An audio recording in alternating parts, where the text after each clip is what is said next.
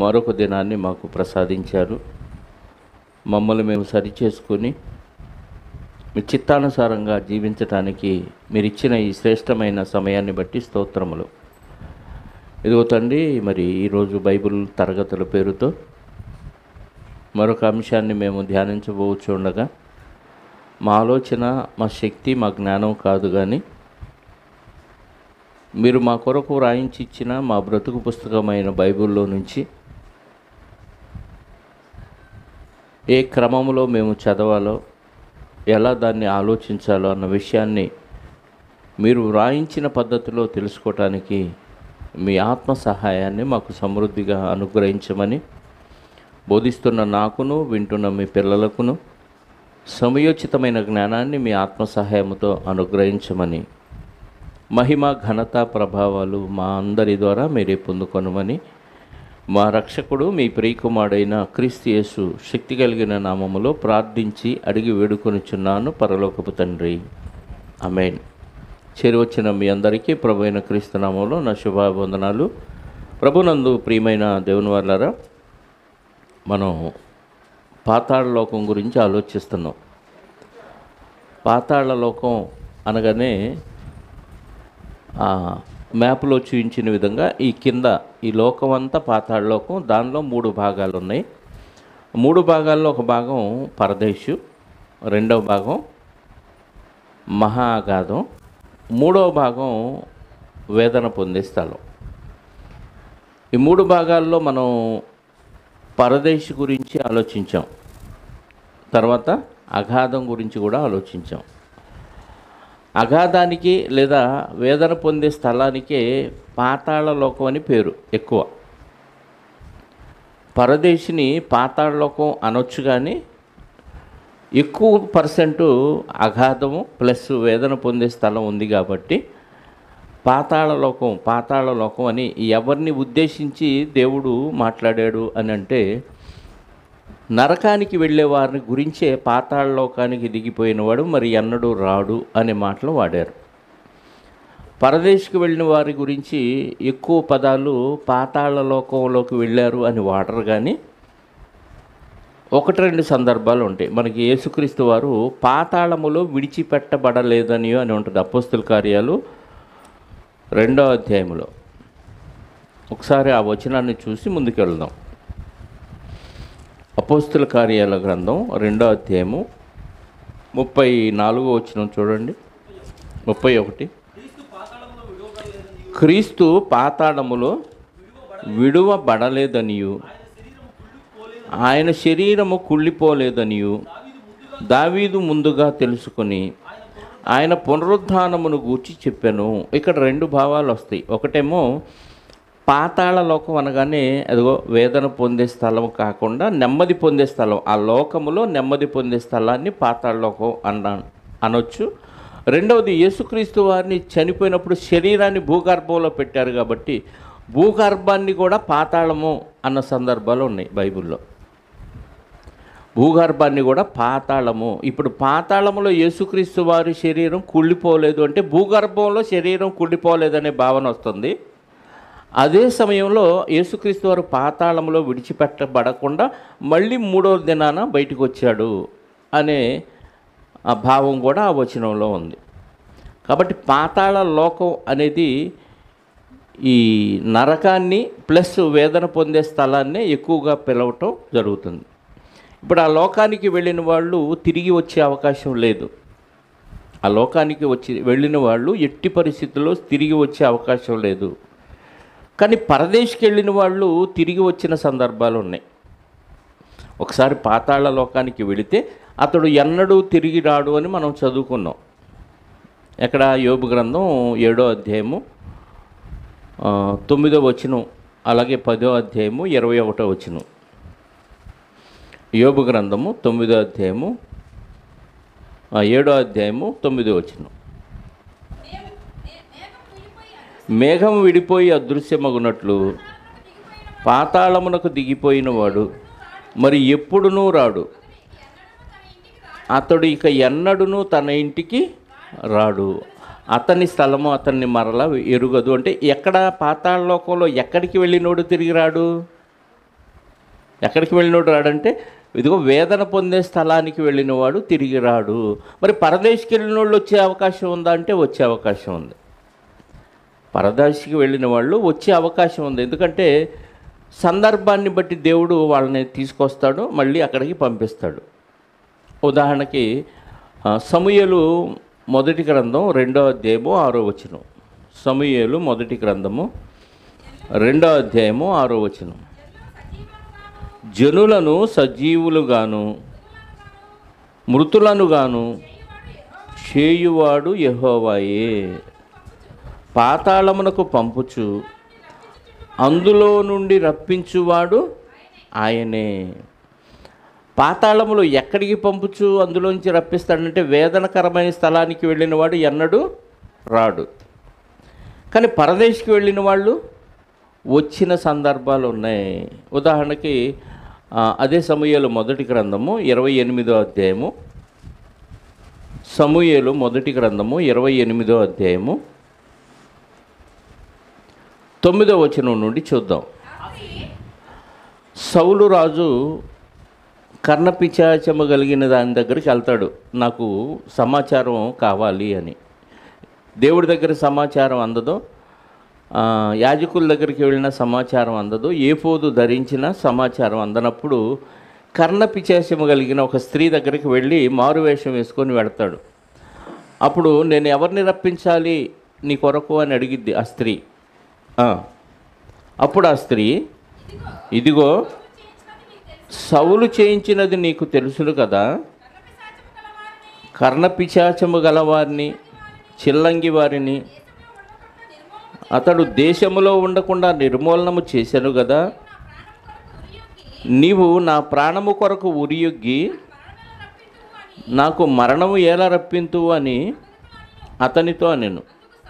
అందుకు సౌలు, యెహోవా జీవము తోడు, దీనిని బట్టి నీకు శిక్ష ఎంత మాత్రము రాదని యెహోవా నామమున ప్రమాణము చేయగా, ఆ స్త్రీ ఇప్పుడు అడుగుతుంది, నీతో మాట్లాడుటకు నేను ఎవరిని రప్పింపవలను అని అడుగగా, అతడు సమూయేలును రప్పింపవలను అన్నాడు. అనగానే ఆ స్త్రీ సమూయేలును చూచినప్పుడు బిగ్గరగా కేకవేసి, ఈమె రప్పించినట్టు లేదు అక్కడ, ఎవరిని రప్పించాలి అని అడగటమే ఏమంతు, సమూయేలును రప్పించాలని ఈయన అనగానే సమూయేలు కనపడ్డాడు ఆమెకి. ఇప్పుడు ఆమె రప్పించిందా దేవుడే పంపించాడా అని అంటే ఎవరికీ అధికారం లేదు. ఇందాక చదివాం 2వ అధ్యాయము 6వ వచనంలో, పాతాళానికి పంపుచు అందులో నుండి రప్పించువాడు ఆయనే అన్నప్పుడు ఇంకా బయట ఎవ్వరికి పాతాళలోకపు తాళపు చెవులు వాళ్ళ ఆధీనంలో లేవు.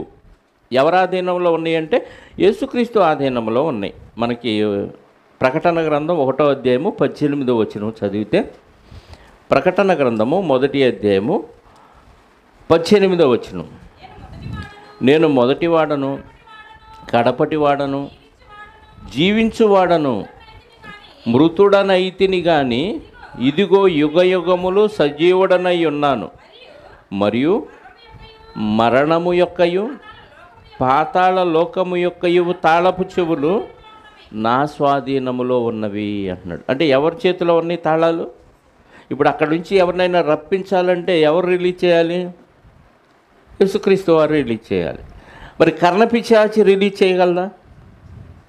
కానీ అక్కడికి వెళ్ళినప్పుడు ఆమె రప్పించిందేమో అన్నట్టుగా మనకు అనిపించింది. తాళాలు ప్రభువు దగ్గర ఉంటే కర్ణపిశాచి ఎలా తీసుకొచ్చిద్ది పాతాళం నుంచి? అక్కడి వారు ఇక్కడికి, ఇక్కడి వారు అక్కడికి దాటి రాజాలకుండునట్లు మహా అగాధం ఉంచబడిందంటే అసలు ఈ లోకాన్ని దాటి భూమి మీదకి ఎలా రాగలరు? కాబట్టి రాలేరు. కర్ణపిశాచి రప్పించలేదు. దేవుడే ప్రత్యేకమైన కారణాన్ని బట్టి సౌలుకి ఒక పాఠం నేర్పించడానికి సమూయేలు గారిని ఆల్రెడీ చనిపోయి పరదేశిలో ఉన్నాడు ఆయన. పాతాళంలో వేదనకరమైన స్థలానికి వెళ్ళేవాళ్ళు రారు. మరి ఎక్కడున్న వాళ్ళు వస్తారు?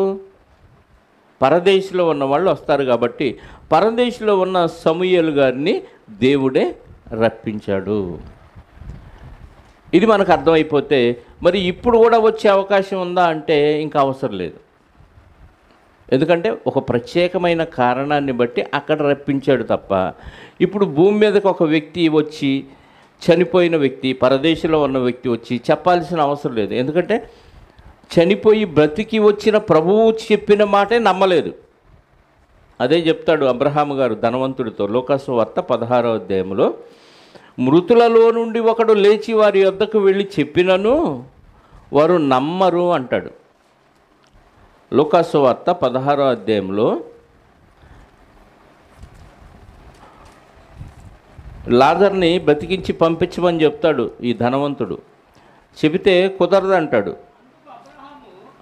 అందుకు అబ్రహాము 29వ వచనం, వారి యొద్ద మోషేయు ప్రవక్తలు ఉన్నారు, వారి మాట వినవలెనని అతనితో చెప్పగా, అతడు తండ్రివైన అబ్రహాము అలాగూ అనవద్దు, మృతులలో నుండి ఒకడు వారి యొద్దకు వెళ్ళిన ఎడల వారు మారు మనసు పొందుదురని చెప్పాను.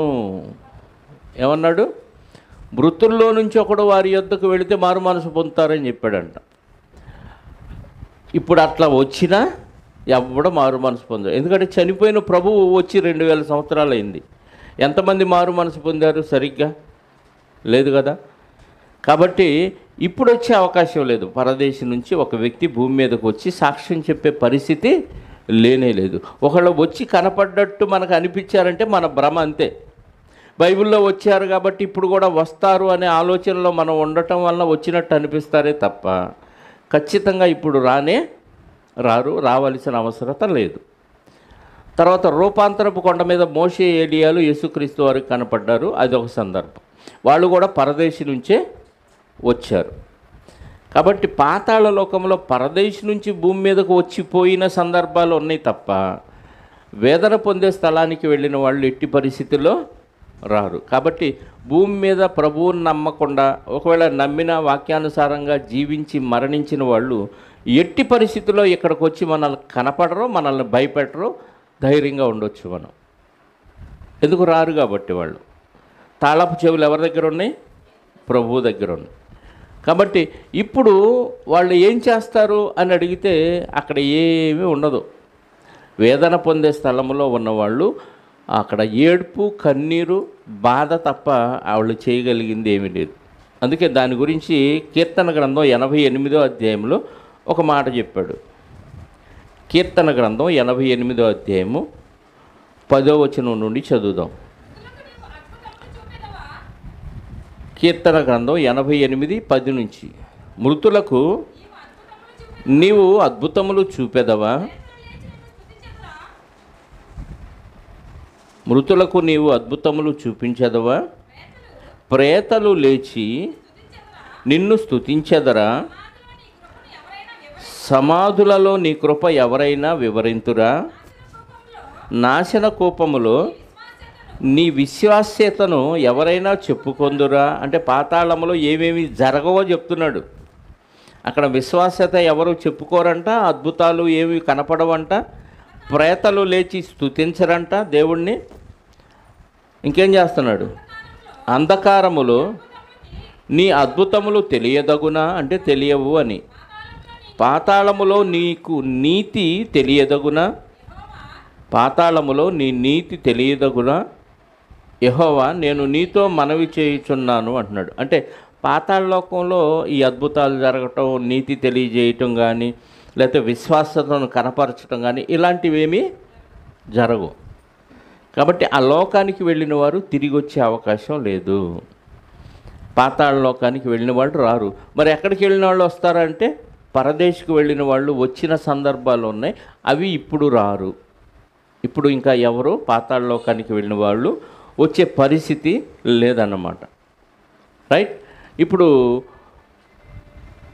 మన ప్రయాణపు రూట్ మ్యాప్ను ఒకసారి మనం ఆలోచిద్దాం.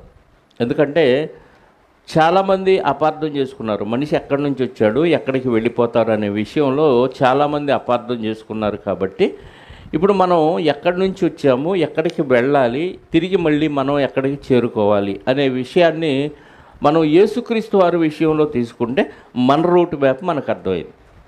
ఒకసారి ఎఫెసీ పత్రిక 4వ అధ్యాయము 8వ వచనం నుండి చదువుదాం.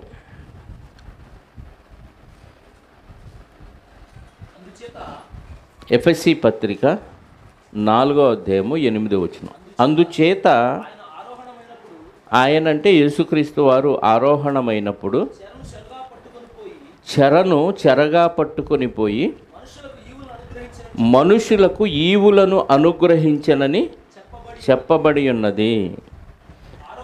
ఆరోహణమాయనగా ఆయన భూమి యొక్క క్రింది భాగములకు దిగినని అర్థమిచ్చుచున్నది కదా. దిగినవాడు తానే సమస్తమును నింపునట్లు ఆకాశ మండలములన్నిటికంటే మరి పైకి ఆరోహణమైన వాడునై ఉన్నాడు. అర్థమైంది ఏమన్నా? వచనం ఏమన్నా అర్థమైందా? ఏమర్థమైంది? బాగా మనసు పెట్టి ఆలోచించండి. ఆయన ఆరోహణమైనప్పుడు, ఆయన అంటే యేసుక్రీస్తు వారు. ఆరోహణం అంటే అర్థం కింద నుంచి పైకి వెళ్ళిపోవడం. ఎప్పుడు ఆరోహణమయ్యాడు? కింద నుంచి పైకి ఎప్పుడు వెళ్ళాడు అని అంటే, సిలువలో చనిపోయినప్పుడు, గుడ్ ఫ్రైడే రోజు సిలువలో 3 గంటలకి ఏలీ ఏలీ లామా సబక్త అని ఆత్మను అప్పగించి, ఆ సమయంలో ఆత్మగా ఆయన ఎక్కడికి వెళ్ళిపోయాడు? పైకి వెళ్ళిపోయాడు. పైకి ఆరోహణం అంటే పైకి. మరి పాతాళం ఎక్కడుంది? పైన ఉందా, కింద ఉందా? ఇప్పుడు ఆయన చనిపోగానే పక్కనున్న దొంగ ఆత్మను తీసుకొని ఎక్కడికి వెళ్ళాడు? పరలోకానికి వెళ్ళాడా? పరదేశికి వెళ్ళాడా? పాతాళ లోకానికి వెళ్ళాడు. పాతాళ లోకం పైన ఉందా, కింద ఉందా? మ్యాప్లో కింద ఉంది. మరి ఆరోహణం అయితే పైకి వెళ్ళిపోవాలిగా, కిందకి ఎలా వెళ్ళాడు?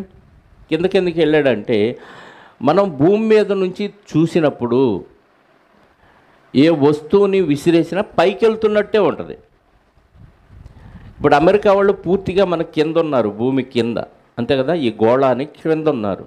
ఇప్పుడు వాళ్ళు రాకెట్ వదిలేరు అనుకోండి, అక్కడ నుంచి, ఇక్కడ నుంచి ఇండియాలో నుంచి భూమి లోపల నుంచి మనం చూడగలిగితే అది పైకి వెళ్తున్నట్టు ఉంటుందా, కిందకి వెళ్తున్నట్టు ఉంటుందా? అమెరికాలో ఉండి చూస్తేనేమో పైకి వెళ్తున్నట్టు ఉంటుంది, అంతే కదా. ఇక్కడ నుంచి చూస్తే అర్థం అవ్వలేదు మీకు? ఒక బంతి ఉందండి, బంతి పైనుంచి రాకెట్ ఇలా వదిలితే పైకి వెళ్ళిపోయింది. ఇక్కడ నుంచి ఇలా వదిలితే, ఇక్కడ నుంచి చూస్తే కిందకి వెళ్తుంది. కానీ ఇక్కడ నిలబడి చూస్తే ఎలా ఉంటుందంటే మనం పైకి వెళ్తున్నట్టే ఉంటుంది. అంటే భూమి మీద ఈ గ్లోబ్ మీద నుంచి ఏ డైరెక్షన్లో వెళ్ళిపోతున్న పైకి వెళ్తున్నట్టే ఉంటుంది భూమి మీద నుంచి చూస్తే. కానీ పైనుంచి చూస్తే క్రిందకి వెళ్తున్నట్టు ఉంటుంది. ఇక అర్థమైందో లేదు? ఇప్పుడు ఆయన ఆరోహణం అయ్యాడు, భూమి మీద నుంచి ఆత్మ పైకి వెళ్ళిపోయాడు. పైకి వెళ్ళిన వాడు పైకి వెళ్ళాల. మొదట పైకి వెళ్ళినప్పుడు, ఆరోహణమైనప్పుడు, ఆరోహణమైన వాడు భూమి యొక్క క్రింది భాగములకు దిగినని అర్థం ఇచ్చుచున్నది కదా. పైన భూమి ఉందనుకోండి, ఆ విషయం మధ్యలో భూమి ఉంది. భూమి మీద నుంచి అలా పైకి వెళ్ళాడంటే మనకి ఇక్కడ డైరెక్ట్గా ఇక్కడికి వచ్చాడు. కానీ భూమి మీద నుంచి చూస్తే ఎలా ఉంటుంది? పైకి వెళ్ళినట్టే ఉంటుంది. అంటే చూసే యాంగిల్ని బట్టి పైకా క్రిందక అనేది మనకు అర్థం అవ్వాలి. ఇది అర్థమైందో లేదో? బుర్రలోపండి, అర్థమైందా లేదా? మొదట అని ఉంటుంది చూడండి అక్కడ, ఆయన ఆరోహణమైనప్పుడు చెరను చెరగా పట్టుకొని పోయి మనుషులకు ఈవులను అనుగ్రహించనని చెప్పబడి ఉన్నది. ఆరోహణం ఆయన అనగా ఆయన భూమి యొక్క క్రింది భాగములకు దిగినని అర్థం ఇచ్చుచున్నది కదా. క్రింది భాగములకు అన్న చోట ఏముంది?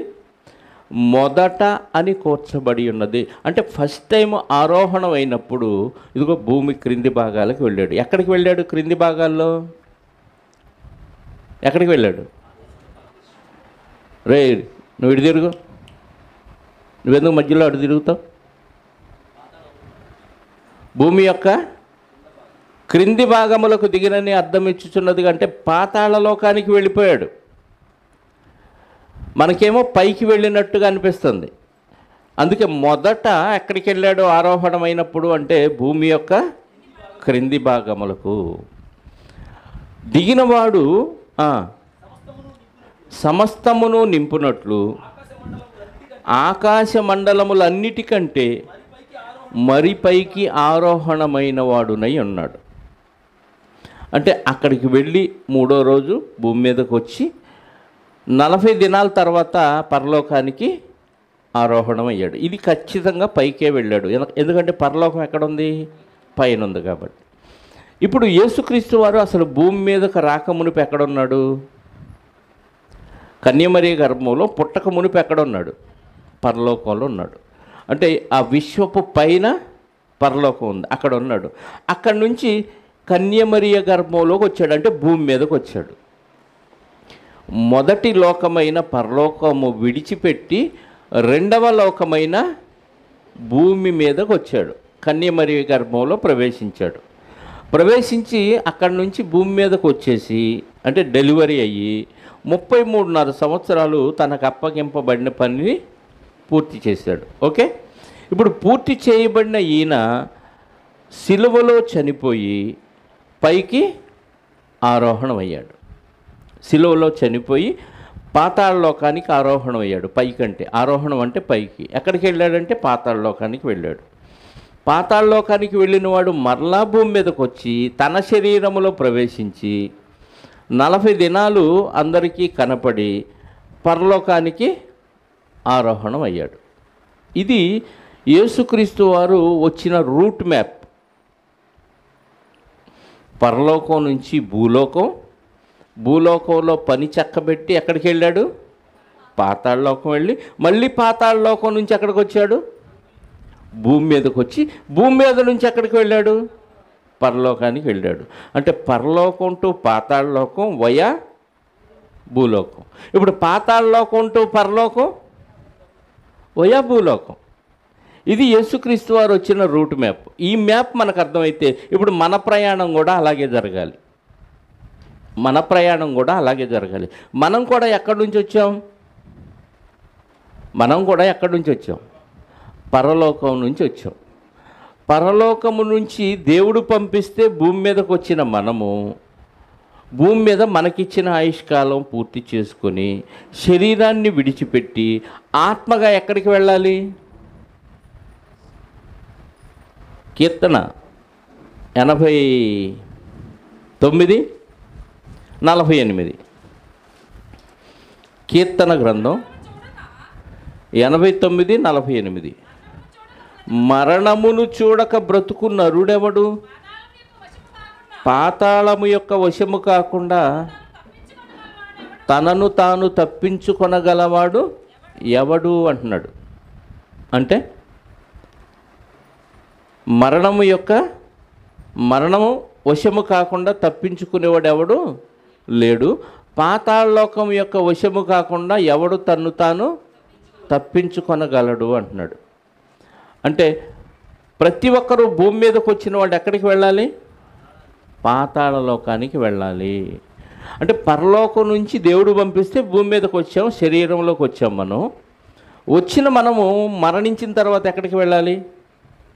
పాతాళలోకానికి వెళ్ళాలి. అక్కడ 2 ప్లేసులు ఉన్నాయి. ఏ ప్లేస్కి వెళ్ళాలి? పరదేశు, వేదన పొందే స్థలం. ఏ ప్లేస్కి వెళ్ళాలో నిర్ణయించుకోవాల్సింది ఎక్కడ? భూమి మీద ఉండగానే. ప్రభువుని అంగీకరించి ఆయన చిత్తము చొప్పున జరిగిస్తే నువ్వు పరదేశికి వెళతావు. ప్రభువుని అంగీకరించకుండా లేదా అంగీకరించినా ఆయన చిత్తము చొప్పున జరిగించలేదు అనుకో, ఎక్కడికి వెళ్ళిపోతావు? వేదనకరమైన స్థలానికి వెళతావు. ఏ స్థలానికి వెళ్ళినా ఖచ్చితంగా మళ్ళీ నువ్వు భూమి మీదకి రావాలి. ఎప్పుడు వస్తారు అని అంటే క్రీస్తు 2వ రాకడలో వస్తారు.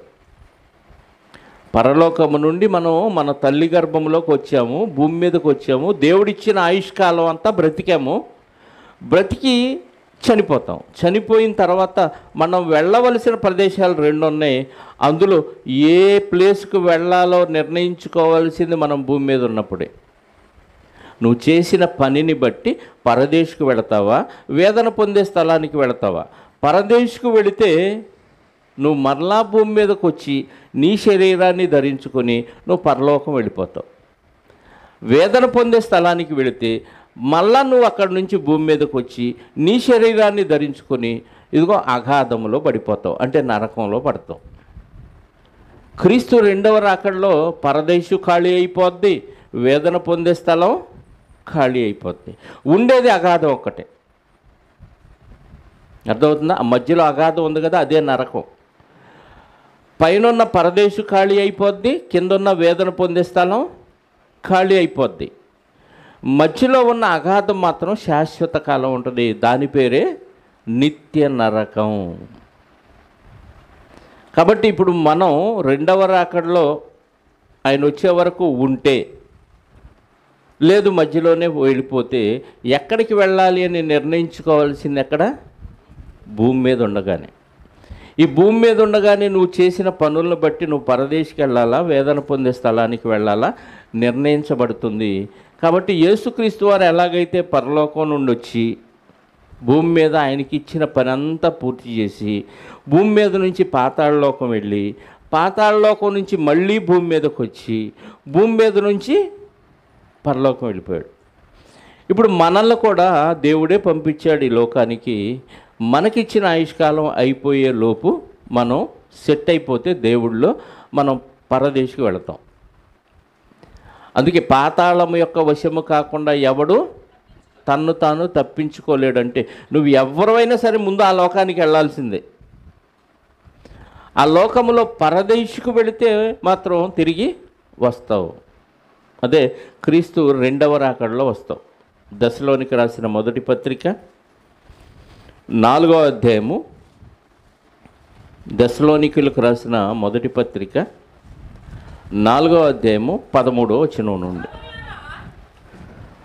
4:13. సహోదరులారా, నిరీక్షణ లేని ఇతరుల వలె మీరు దుఃఖపడకుండా నిమిత్తము నిద్రించుచున్న వారిని గూర్చి మీకు తెలియకుండుట మాకు ఇష్టము లేదు. యేసు మృతి పొంది తిరిగి లేచెనని మనము నమ్మిన ఎడల అదే ప్రకారము యేసునందు నిద్రించిన వారిని దేవుడు ఆయనతో కూడా వెంటబెట్టుకొని వచ్చును. మేము ప్రభువు మాటను బట్టి మీతో చెప్పున్నదేమనగా, ప్రభువు రాకడ వరకు సజీవులమై నిలిచియుండు మనము నిద్రించిన వారి కంటే ముందుగా ఆయన సన్నిధికి చేరము. ఆర్భాటముతోనూ ప్రధాన దూత శబ్దముతోనూ దేవుని బోరతోనూ పరలోకము నుండి ప్రభువు దిగి వచ్చును. క్రీస్తు నందుండి మృతులైన వారు మొదట లేతురు.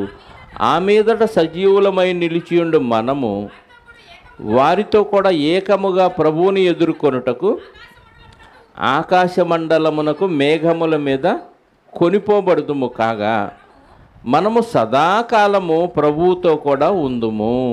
సదాకాలము ప్రభువుతో కూడా ఉందుము. ఈ మాటలు చదివితే ఏం అర్థం కావు కదా. యేసు చనిపోయాడు, తిరిగి లేచాడని మనం నమ్మాం కాబట్టి ఇప్పుడు యేసుని అంగీకరించి మనం కూడా చనిపోతే దాన్ని నిద్ర అంటున్నాడు. నిద్రపోతున్నాం అన్నమాట. ఎక్కడ? శరీరం భూమిలో ఉంది, ఆత్మ పరదేశంలో ఉంది. అంటే ఫ్రిడ్జ్ లాంటిది భూమి. ఫ్రిడ్జ్లో దాచిపెట్టబడిన వస్తువులు ఎలాగైతే భద్రంగా ఉంటాయో మన శరీరం కూడా భూమిలో భద్రంగా ఉంటుంది. ఈ భద్రంగా ఉన్న ఈ శరీరాన్ని దేవుడు కాపాడుతూ కణకణాలుగా, చిన్న చిన్న కణాలుగా విభాగింపబడినప్పటికీ, భూమిలో కలిసిపోయినప్పటికీ నీ శరీర అవయవాలను తిరిగి నీకు ఇస్తాడు. ఎప్పుడు? క్రీస్తు రెండవ రాకడలో వచ్చినప్పుడు. వీళ్ళంతా ఎక్కడున్నారంటే పరదేశంలో ఉన్నారు.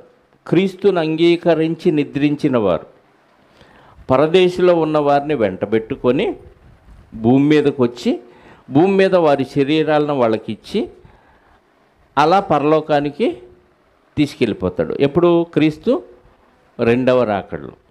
మరి అవిశ్వాసుల పరిస్థితి ఏంటి అని అంటే, వాళ్ళు కూడా వేదన పొందే స్థలాన్ని ఖాళీ చేసి భూమి మీదకి వచ్చి వాళ్ళ శరీరాలు వాళ్ళు ధరించుకొని అక్కడి నుంచి అక్కడికి మళ్ళీ ఆ లోకానికి వెళ్ళి పాతాళ లోకానికి అగ్నిలో కాలిపోవటానికి వెళతారు. అదే నరకం.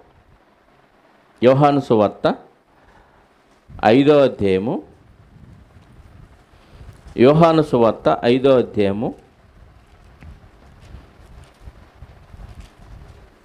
28-29 వచనం, లేదా 28-29. యోహాను సువార్త 5వ అధ్యాయము 28, 29 వచనాలు.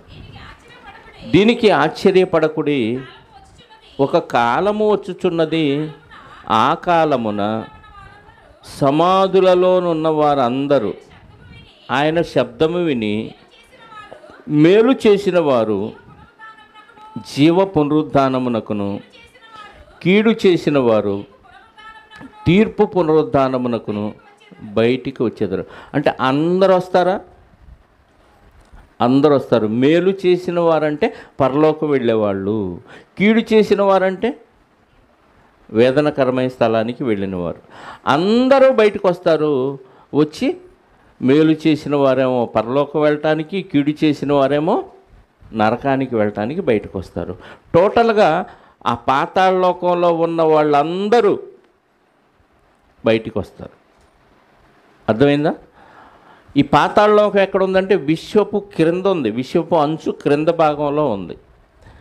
విశ్వం చుట్టూ ఏమున్నాయి అంటే వాటర్ ఉన్నాయి. తెలుసా మీకు? భూమి చుట్టూ కోటాను కోట్ల నక్షత్ర రాశులు ఇవన్నీ ఉన్న పెద్ద గోళం, విశ్వపు గోళం. మనకి ఇక్కడ రౌండ్గా గీసాం, కానీ వాస్తవంగా అది పెద్ద బంతి. ఆ పెద్ద బంతిలో కోటాను కోట్ల నక్షత్రాలు ఉన్నాయి. ఆ మధ్యలో ఉంది భూగోళం. ఈ భూగోళం విశ్వము చుట్టూ నీళ్లు ఉన్నాయి. ఆ నీళ్లు దాటి వెళితే పైన ఉన్నది పరలోకం, ఆ నీళ్లు దాటి వెళితే కింద ఉన్నది పాతాళలోకం. అందుకే పాతాళలోకం అడ్రస్ చెప్పడానికి దేవుడు ఒక పదాన్ని వాడాడు. యోబు గ్రంథము 26వ అధ్యాయము 5వ వచనం చూడండి. యోబు గ్రంథము 26వ అధ్యాయము 5వ వచనం. జలముల క్రిందను వాటి నివాసుల క్రిందను ఉండు ప్రేతలు విలవిలలాడుదురు. జలముల క్రింద, ఏ జలం? ఆ పైన సర్కిల్, హాఫ్ సర్కిల్ ఉంది కదా, అది విశ్వపు ఒక అంచు. అంటే చుట్టూ జలం ఉంది. ఆ జలముల క్రిందను వాటి నివాసుల క్రింద నుండి ప్రేతలు అంటే చనిపోయిన వారి ఆత్మలు, పాతాళ లోకములో వేదనకరమైన స్థలములో ఉన్న ఆత్మలు విలవిలలాడుదురు. అర్థమైందా? అంటే పాతాళ లోకం అడ్రస్ చెప్పడానికి ఆ పదప్రయోగం చేశాడు దేవుడు. కాబట్టి యేసుక్రీస్తు వారు పరలోకం నుంచి వచ్చి ఏ రూట్లో అయితే మళ్ళీ పరలోకం వెళ్ళాడో ఖచ్చితంగా మనం కూడా అదే రూట్లో పరలోకం వెళ్ళాలి. అందుకే తరతరముల నుండి మాకు నివాస స్థలము నీవే, 91వ కీర్తన. ఎప్పటి నుంచి అంటే ఇదిగో ఈ పర్వతాలు పుట్టక మునుపు, భూమిని ఈ లోకమును నీవు పుట్టింపక మునుపు, యుగయుగములు నీవే మాకు దేవుడవు. ఈ మట్టి శరీరం మట్టికి వెళ్ళిపోతుంది, ఆత్మ దయచేసిన దాని దేవుని యొద్దకు తిరిగి వెళ్ళాలి. రండి నరులారా, తిరిగి రండి. ఇప్పుడు భూమి మీదకి వచ్చిన మనం డైరెక్ట్గా పరలోకం వెళ్ళిపోతామంటే వెళ్ళం. చాలామందికి తెలియక చనిపోయిన ప్రతి వాళ్ళని స్వర్గస్థులు అయిపోయారు అని బోర్డు వేసుకుంటారు ఫ్లెక్స్ మీద కదా. చనిపోయిన ప్రతి వాళ్ళు ఎక్కడున్నారంటే స్వర్గస్థులయ్యారు, పరమపదించారు, పరలోక నివాసి అని ఇలా ఫ్లెక్స్లు వేసుకుంటూ ఉంటారు. డైరెక్ట్గా ఎవ్వరూ పరలోకం వెళ్ళలేదు ఇంతవరకు, యేసుక్రీస్తు వారు తప్ప పరలోకం వెళ్ళిన విశ్వాసులు ఎవరు లేరు. మరి ఎక్కడికి వెళ్ళాలి అని అంటే పరలోకం నుంచి వచ్చిన మనము శరీరాన్ని విడిచిన తర్వాత పాతాళ లోకానికి వెళ్ళాలి. అందులో ఏ ప్లేస్లోకి వెళ్ళినా రెండవ రాకడలో తిరిగి వస్తావు. మట్టి శరీరం మట్టికి వెళ్ళిపోద్ది, తిరిగి అదే దేహాన్ని మళ్ళీ ఇస్తాడు దేవుడు. ఇచ్చిన దేహముతో ఆత్మ కలిసి నరకంలో పడుతుందా లేదా పరలోకం చేరుతుందా అనేది ఈ భూమి మీద దేవుడు మనకిచ్చిన 60-70 ఏళ్ల జీవిత కాలాన్ని బట్టి ఉంటుంది. ఇంతకు మించి ఇంకా జీవితకాలం లేదు. కానీ అది శాశ్వత కాలం. ఏది? పరలోకమైనా నిత్య నరకాగ్ని అయినా శాశ్వత కాలం ఉండేది. ఇంకా అక్కడికి వెళ్ళిన తర్వాత పని చేద్దాము, అది చేద్దాం, ఇది చేద్దామని ఆలోచిస్తే ఉపయోగం లేదు. అదేదన్నా ఉంటే ఇక్కడే చేయాలి. ఇక్కడ చేస్తేనే ఇదే రూట్లో నువ్వు తిరిగి పరలోకం చేరగలవు. అందుకే ఆయన ఆరోహణమైన 2 సార్లు ఎందుకు వాడాడంటే భూమి మీద నుంచి ఆత్మ వెళ్ళే డైరెక్షన్ని ఆరోహణం అంటారు, అంటే పైకి వెళ్ళటం. మొదటిసారి పైకి వెళ్ళినప్పుడేమో పాతాళలోకానికి వెళ్ళాడు, రెండవసారి పైకి వెళ్ళినప్పుడు పరలోకానికి వెళ్ళాడు. ఇదే డైరెక్షన్లో దేవుడు మనల్ని మళ్ళీ పరలోకానికి చేరుస్తాడు. ఆయన వచ్చి తీసుకెళ్తాడు. మన ఆత్మ మనం వెళ్ళదు, కానీ చనిపోయినప్పుడు మాత్రం మన ఆత్మ తనంతట తానే వెళ్ళిపోతుంది పాతాళలోకానికి. పరదేశికి వెళితేనేమో దేవదూతలు వచ్చి తీసుకువెళ్ళిపోతారు. పాతాళలోకానికి వెళితే ఎవ్వరూ రాకుండానే ఒక్క క్షణంలో ఆ లోకానికి దిగిపోతాం. వేదన పొందే స్థలానికి వెళితేనేమో సింగిల్గా నువ్వే వెళ్ళిపోతావు. ఇక్కడ ప్రాణం పోవటం, అక్కడ కన్ను తెరవటం. అదే పరదేశికి వెళ్ళావనుకో, దేవదూతలు వచ్చి నిన్ను అక్కడికి చేరుస్తారు. రెండవ రాకడలో ప్రభు వచ్చి పరదేశిలో ఉన్న వారిని వెంట పెట్టుకొని వస్తాడు. మొదట పరలోకం నుంచి బయలుదేరిన ప్రభువు ఎక్కడికి వెళ్తాడు అంటే పాతాళలోకానికి వెళతాడు, అంటే మూడో ఆకాశానికి వెళతాడు. అక్కడున్న విశ్వాసులను వెంట పెట్టుకొని వస్తాడు. మొదట వాళ్ళ శరీరాలను వాళ్ళకి ఇస్తాడు, మహిమాదేహంగా మారుస్తాడు, తిరిగి పరలోకానికి తీసుకెళ్ళిపోతాడు. అయితే రెండవ రాకడలో ఆ రోజు ఉన్న విశ్వాసులు ఉంటారు కదా, యేసుక్రీస్తు వారు వచ్చినప్పుడు ఉన్న విశ్వాసులు, అంటే చనిపోకుండా ఉన్న విశ్వాసులు ఇంకా చనిపోకుండా ఉన్న పళంగా ఆకారాన్ని మార్చుకొని మహిమా దేహంతో పరలోకం వెళ్ళిపోతారు. అంటే చావు లేని వారు ఎవరయ్యా ఉండేది అని అంటే ఆ రోజు ఉన్న విశ్వాసులు మాత్రమే. యేసుక్రీస్తు వారు రెండవ రాకడలో వచ్చినప్పుడు ఎవరైతే విశ్వాసులు ఉన్నారో వారు ఉన్న పళంగా వాళ్ళ దేహాన్ని మార్చుకొని మహిమా దేహంగా మలుచుకొని పరలోకం వెళ్ళిపోతారు. ఇంకా వాళ్ళు పాతాళలోకానికి వెళ్ళే పని వాళ్ళకి లేదు. కొరింథీ మొదటి పత్రిక 15వ అధ్యాయము ఈ విషయాన్ని గురించి దేవుడు ఈ అధ్యాయంలో రాయించాడు. కొరింథీయులకు రాసిన మొదటి పత్రిక 15వ అధ్యాయము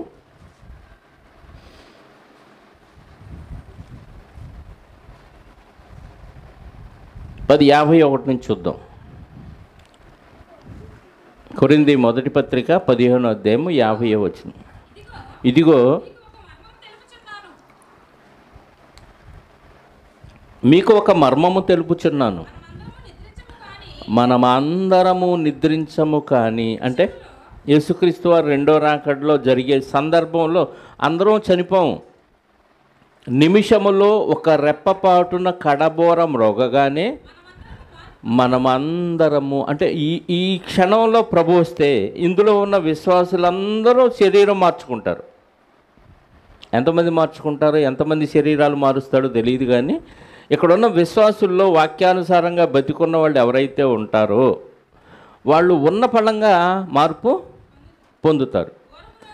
బోరం రోగును అప్పుడు మృతులు అక్షయులుగా లేపబడుదురు. మృతులు అక్షయులుగా, ఆల్రెడీ చనిపోయిన వాళ్ళు అక్షయులుగా లేపబడతారు.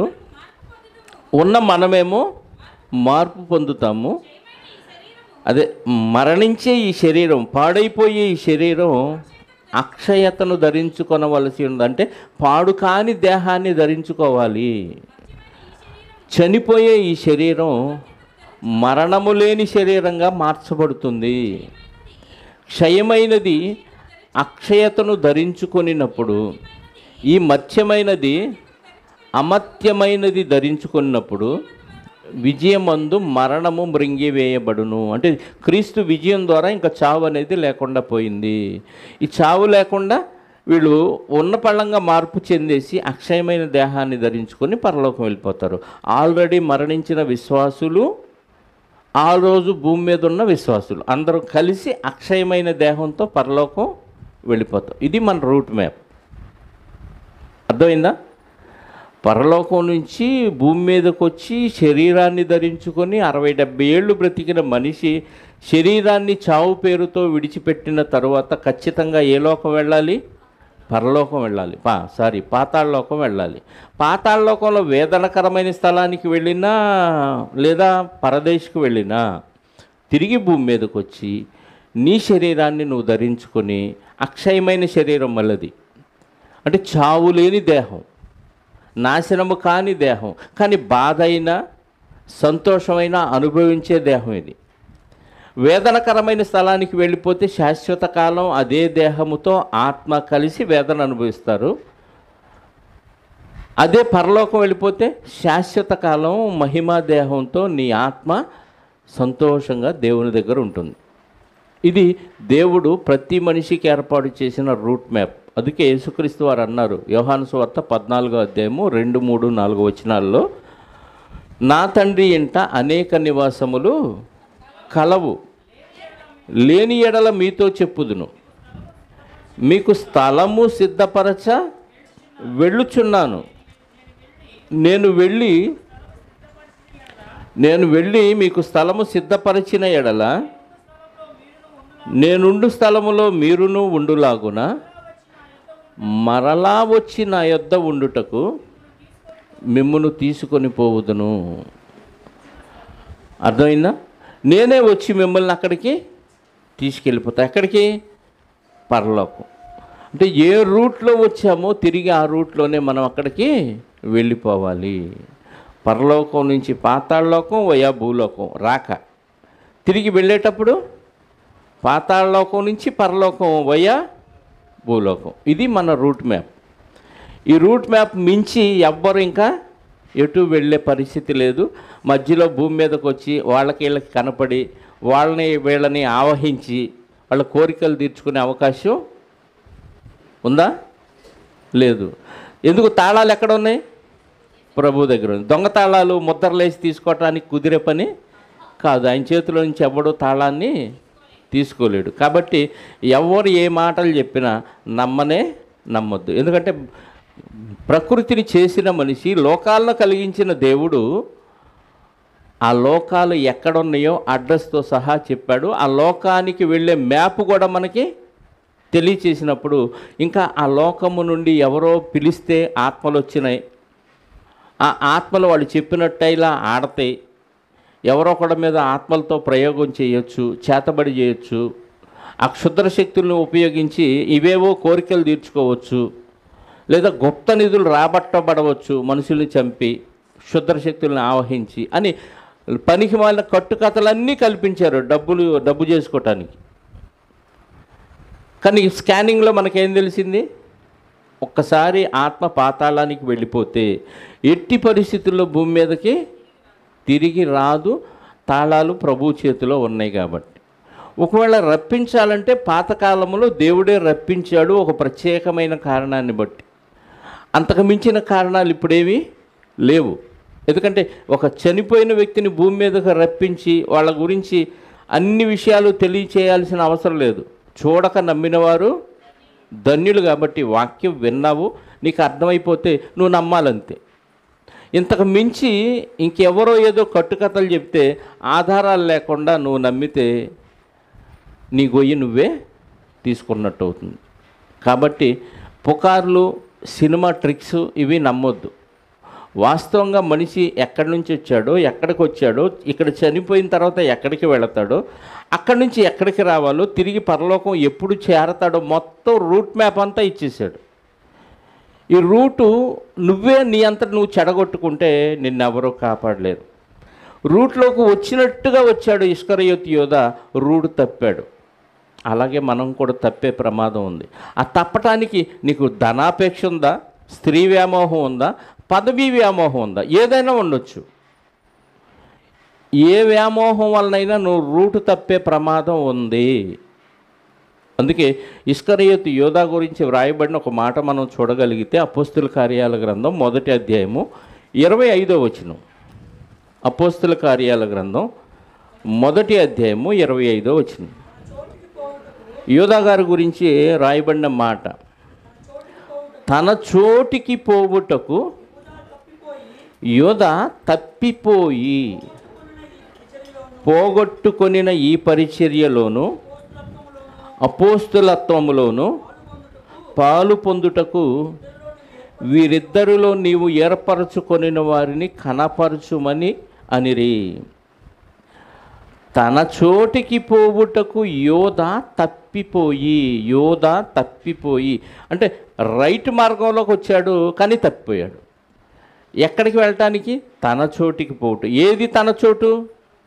తప్పిపోయినోళ్ళు వెళ్ళే చోటేదయ్యానంటే వేదన పొందే స్థలం. ఆత్మహత్య చేసుకున్న వాళ్ళు కూడా అక్కడికే వెళ్ళిపోతారు.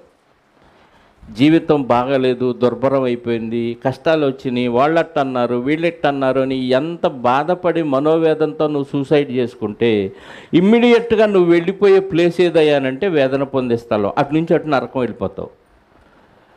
అర్థమవుతుందా? యోధ అదే చేశాడు. తన చోటికి పోవుటకు యోధ తప్పిపోయి పోగొట్టుకొనిన ఈ పరిచర్యలో, అంటే యోధాకి ఒక పని ఇచ్చాడు దేవుడు. ఆ పని తప్పించుకొని తప్పిపోయి రూట్ మారిపోయాడు. అలా రూట్ మారితే ఏ కారణం బట్టి అయినా సరే ఇంకా నీ గోతి నువ్వే తీసుకున్నట్టే లెక్క. అందుకే దేవుడు తన చోటికి పోవుటకు యోధా తప్పిపోయి పోగొట్టుకొనిన ఈ పరిచర్యలోను అపోస్తులత్వములోను పాలు పొందుటకు నీవు ఈ ఇద్దరిలో ఏర్పరచుకున్న వారిని మాకు కనపరచమండి. ఇద్దరు నిలబెట్టారు అపోస్తులుగా సెలెక్ట్ చేయటానికి. ఆ ఇద్దరిలో ఎవరో యోధా తప్పిపోయి పోగొట్టుకున్నాడు పని. అంటే యోధా రూటు మారిపోయాడు. అంటే చివరి వరకు సహించిన వాడే, అంతం వరకు సహించిన వాడే రక్షించబడును. మధ్యలో మారిపోయే ప్రమాదం ఉంది, తప్పిపోయే ప్రమాదం ఉంది. కారణాలు అనేకం. తప్పిపోవటానికి ఒకే కారణం కాదు, అనేకం. అది లోకాశలు కావచ్చు, జ్ఞానం కావచ్చు, చదువు కావచ్చు, డబ్బు కావచ్చు, పదవి కావచ్చు, ఏదైనా కావచ్చు. వీటిలో దేనికి నువ్వు లోబడిపోయినా తప్పిపోయే ప్రమాదం ఉంది. కాబట్టి ఆ పరిచర్యలో దేవుడు మనకిచ్చిన ఉద్యోగాన్ని అంతం వరకు కాపాడి పూర్తి చేయాలి. అలా పూర్తి చేశాడు కాబట్టే యేసుక్రీస్తు వారు ఏ దేశము నుండి వచ్చాడో తిరిగి ఆ దేశానికి వెళ్ళిపోగలిగాడు. ఇప్పుడు మనల్ని కూడా అలాగే తీసుకువెళ్తానంటున్నాడు. మార్గం ఆయనే మార్గం అన్నాడు. ఆయన మార్గంలోంచి తప్పిపోతే ఆయన ఏం చేయడు, ఆయన తప్పించడు. మనమే తప్పించుకొని పారిపోతాం కదా. మనంతట మనం తప్పించుకుంటే ఆయనేమండు, ఆయన మాత్రం మనల్ని విడిచి పెట్టడు. కాబట్టి ఈ రూట్లో మనం పరలోకం చేరాలంటే ఖచ్చితంగా ఈ పద్ధతి మనం ఫాలో అవ్వాలి. ఎంత విశ్వాన్ని ఇచ్చాడు, ఎన్ని నక్షత్ర రాసులను ఇచ్చాడు, ఇవన్నీ దాటుకొని జలాలకు చివర వాటర్ దాటి వెళ్ళిపోతే ఉన్న లోకమే పాతాళ లోకం.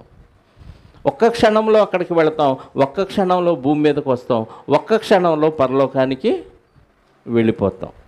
ఇది దేవుని స్పీడ్. కాబట్టి ఈ స్పీడ్ మనం అందుకోవాలంటే ఆయన వాక్యానుసారంగా, ఆయన యొక్క బాటలో, ఆయన మార్గంలో మనం ఉండాలి.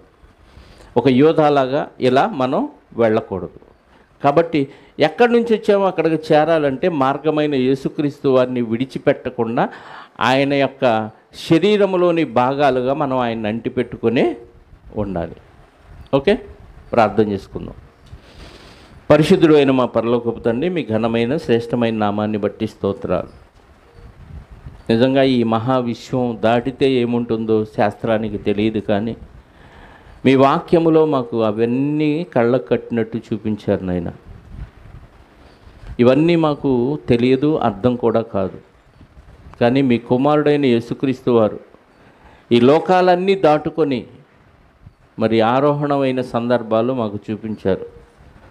అందును బట్టి మీకు స్తోత్రాలు. మేము కూడా అదే రూట్లో పరలోకం నుంచి ఈ లోకానికి వచ్చాము. ఈ లోకాన్ని విడిచి పాతాళ లోకానికి వెళ్ళి తిరిగి మళ్ళీ భూమి మీదకి వచ్చి మా శరీరాలు మేము ధరించుకొని మేము వెళ్ళవలసిన ప్రాంతాన్ని ముందుగానే ఈ దేహంలో ఉండగానే నిర్ణయించుకోవాలని, దాని చొప్పున మేము నడవాలని మీ వాక్యము ద్వారా మాకు తెలియచేసిన విధానాన్ని బట్టి స్తోత్రాలు.